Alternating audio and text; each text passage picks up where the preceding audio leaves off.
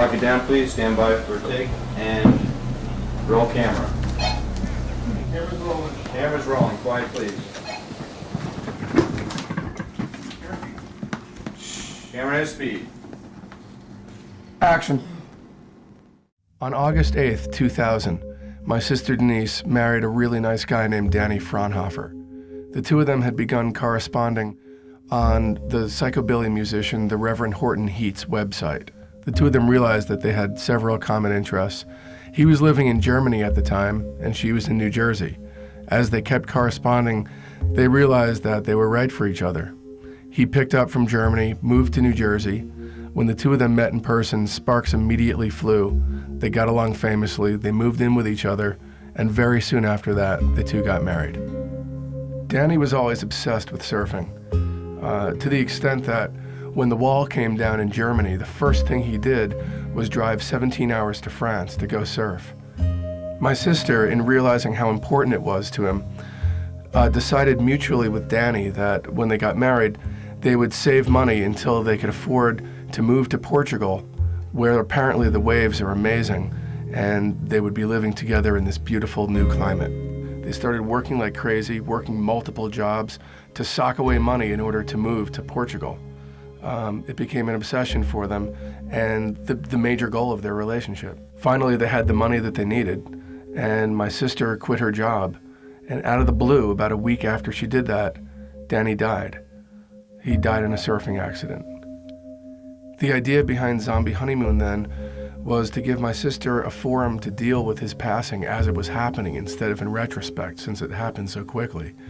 And really, more than anything else, it's a testament to her strength and a valentine to her capacity to move on in the face of such a horrible situation. The purity of essence, what I really wanted to be is, when I was making short films in college, there was such a,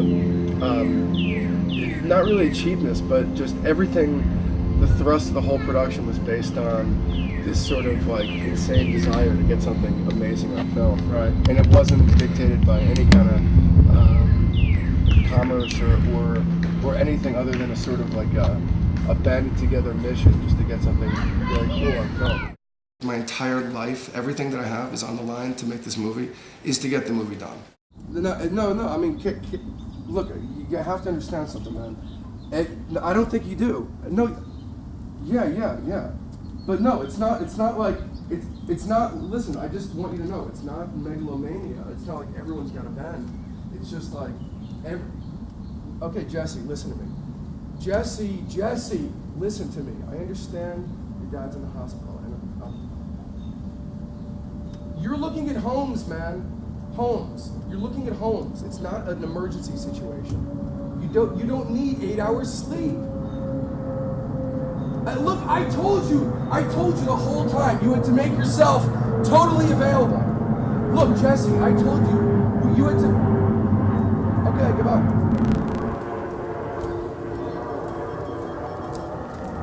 We're looking for a new officer card. That's 100%. Okay. Okay, cool. New officer car. I called Liz. Liz is on the case, and if you could call Maria, that'd be great. Terrific. Can you give me Alan Arkin's number? Because they want to offer it. For this, I don't need any headaches. It's got to be somebody who's like, all right, my schedule's clear. Just let me know when you, yeah. And then my manager's husband was on a soap opera for 15 years or something. His name is David Barnett. We had to release the original officer car. Yes. Okay. So, but we got a new officer car. Dave read me new and improved excerpts from his sex diary. So we're very excited because it's coming on set later on tonight. Mrs. Sanders? Yeah. Hi, I'm Officer Frank Karp, Spring Lake Police Department. Is your husband home? Sure, come on in. Disembowel the jogger tonight, among other Steve, things. Just lay real still with your eyes, just like this. With your mouth slightly open. Oh, where's that pen? Let me just get the gel blood.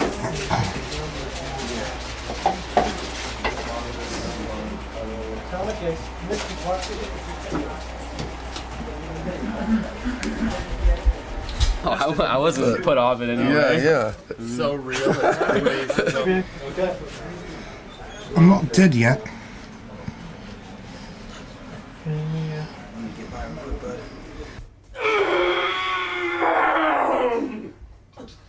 Action!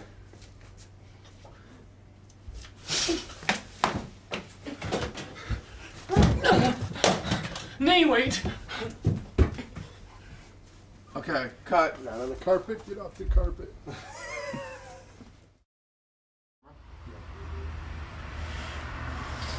Background action. Action.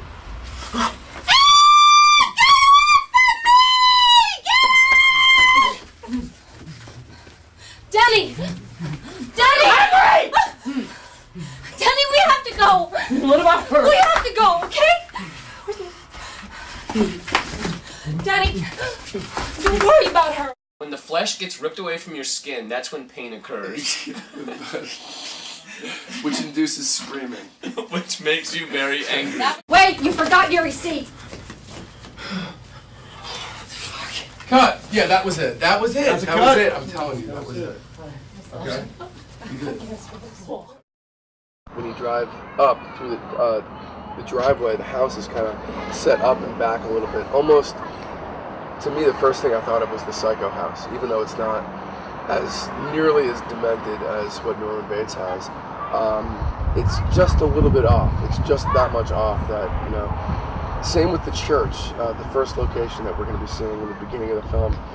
It's nice, it's in a wooded area, nice bucolic, sort of peaceful feeling, but there's something just off enough, just this side of ominous that makes you feel like subliminally creeped out.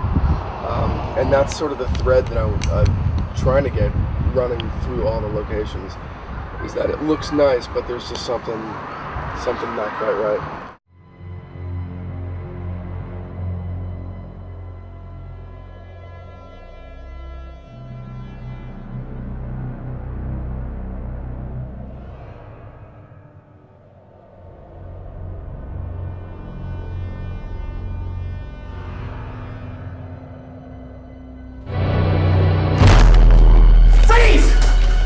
Daniel Sanders, you're under arrest for the murder of Jack Birch and Buddy Cooper. I'm warning you, one more step and I shoot. You see how loud it is? Mm-hmm. All right, now you're talking 6 of those. For the scene, That's more. I would hope to God. Yeah, way more. Because you're looking to go all night, and I'm getting afraid it's going to be like Babe Ruth. If there's no other questions or concerns at the moment that can't be addressed as we get closer, we need to start blocking. Is that pretty much it, Bear? That's it. Okay. All right, guys. Before going into the process of making a film, I believe it's absolutely essential to make sure that the subject matter is something that's going to carry you through the inevitable chaos of a shoot. It's always so crazy to make a movie that you really have to make sure you're making it for the right reasons.